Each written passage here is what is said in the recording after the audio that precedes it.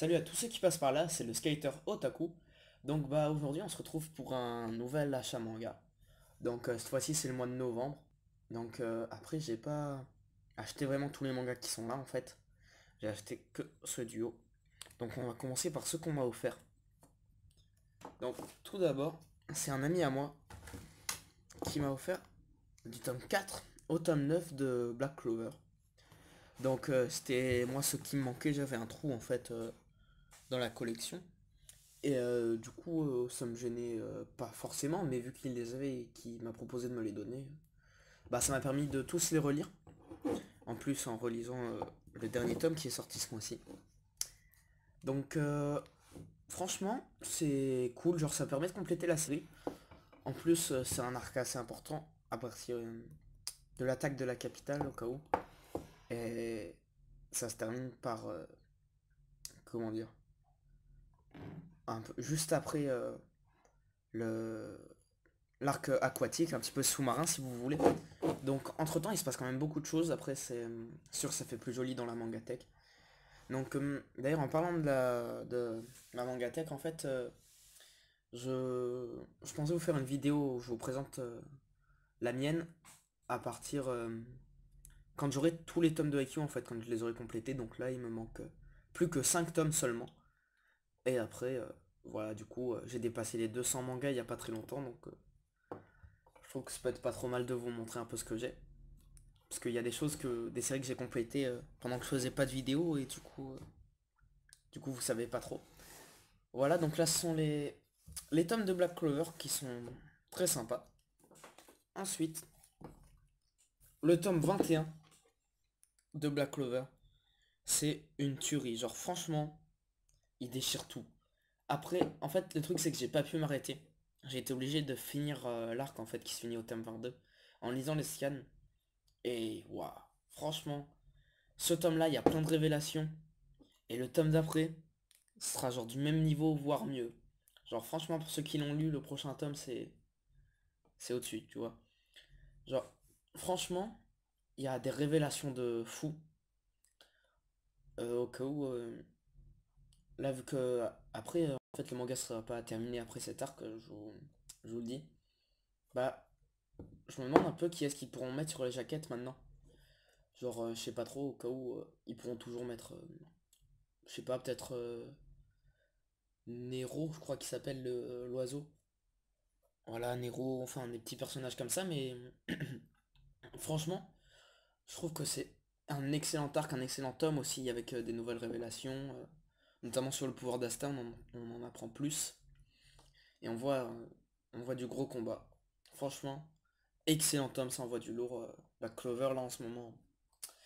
En ce moment, je préfère Black Clover à My Hero Academia, même si le tome de cette semaine, franchement, c'était une tuerie aussi. Mais pendant la moitié, voilà. Parce que après, si vous voulez, jusqu'à voilà, toute cette partie là du tome, excellente, une tuerie. Et puis là, bah, ce sont des combats entre élèves, quoi, on se fait un peu chier. J'ai un pote qui a lu les scans et qui m'a dit, dans le dans le prochain tome, il y aura un combat qui sera très important pour la suite de l'histoire. Du coup, bah, j'ai hâte de voir. Mais c'est pas au même niveau que Black Clover, mais Ed Devor, voilà, franchement il remonte dans mon estime. Et puis lui au début, j'ai oublié comment il s'appelle ce héros parce que je l'ai lu en début du mois. Mais je comprenais pas trop, du coup j'ai dû relire le tome pour comprendre un peu qui c'était vraiment. Et franchement c'est cool.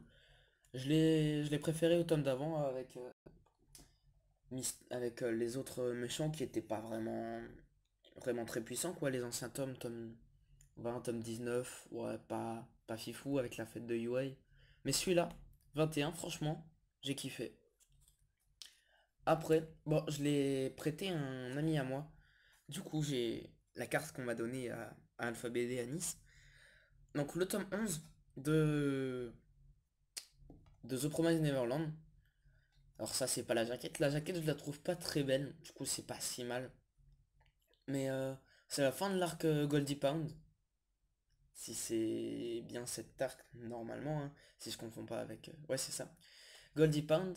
Donc on apprend le prénom euh, du de l'adulte qu'ils ont, de l'inconnu en fait qu'ils ont reconnu au début. Voilà, c'est la fin de l'arc. Franchement, c'est cool. Il y a du suspense. Genre, c'est ultra cool, quoi. Après, franchement, il y a de grosses révélations. La fin du tome nous donne très envie d'attaquer la suite. Et puis on sent que bah, c'est la moitié du manga là, parce qu'au Japon, ils sont dans l'arc final en ce moment, au tome 17, 16, un truc comme ça. Donc c'est le milieu du manga. Et on sent qu'on commence à comprendre de plus en plus de choses. Enfin, surtout les enfants, nous on comprend pas trop, on est un peu perdu, mais. Enfin, moi en tout cas. Mais sinon, je trouve ça assez sympa. On revoit un personnage très apprécié, que bah, je vais pas spoiler, je vais pas en parler, mais si vous remarquez bien, il n'est pas présent ici. Hop, sur cette image-là, il n'est pas présent.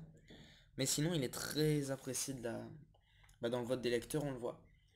Mais sinon, excellent tome, franchement. On se Promise Neverland, toujours aussi bon. Et après, du IQ. Donc j'ai acheté le tome 19. J'ai toujours le match contre Shiratori Misawa. Voilà, donc ça reprend, pour ceux qui ont vu l'animé avec Tsukishima. Bah là, je crois que la jaquette parle d'elle-même, hein. Si, pour pas vous spoiler, c'est le fameux, le fameux contre, quoi. Franchement, excellent. Je l'ai relu du coup aussi, mais je pense que je vais devoir me le relire parce que le mois prochain, je pense acheter, pouvoir m'acheter les 5 IQ qui me manquent parce que avec l'argent que j'ai vendu là sur Vinted, comme je vous avais parlé il y a 2 vidéos, bah ça m'a permis bah, d'avoir un peu d'argent du coup pour pouvoir m'acheter des mangas, et franchement c'est cool. Et ensuite le tome 35 qui reprend avec du Nekoma, toujours. Bah c'est mon équipe préférée, moi dans IQ avec bah, mes personnages préférés un peu dedans. Franchement excellent. Euh, on voit un peu de la difficulté chez Karasuno, c'est un peu le. C'est pas le match le plus dur, parce que les matchs d'avant sont vraiment compliqués, et on voit qu'il galère, mais là c'est un match mental un peu si vous voulez. Genre ça travaille sur le mental, parce que Kenma, qui joue très stratégique, pour essayer, bah là comme on voit des barreaux un peu, de mettre en cage les corbeaux on peut dire. Franchement excellent. Excellent volume, et on. Avec la page de fin là, j'ai hâte de voir l'évolution de Hinata Shoyo dans le prochain tome. En plus, j'ai vu les prochaines couvertures sont juste magnifiques. Et l'arc final aussi a débuté au Japon pour IQ au tome 40, voire un peu avant même. Du coup, c'est bientôt terminé. Mais c'est quand même un excellent manga, c'est cool. C'est une série longue du coup, après 40 tomes, d'après ce que j'ai compris. Excellent. Du coup, bah, c'est fini pour aujourd'hui. La prochaine vidéo qui sortira normalement, ça devrait être une vidéo de skate. En tout cas, ou sur le Oli peut-être, comment sauter, je verrai. Un peu, ça dépend de la météo, quoi. Et sinon, je vous souhaite de passer une très bonne journée, une très bonne fin de soirée. Allez, à la prochaine. Ciao.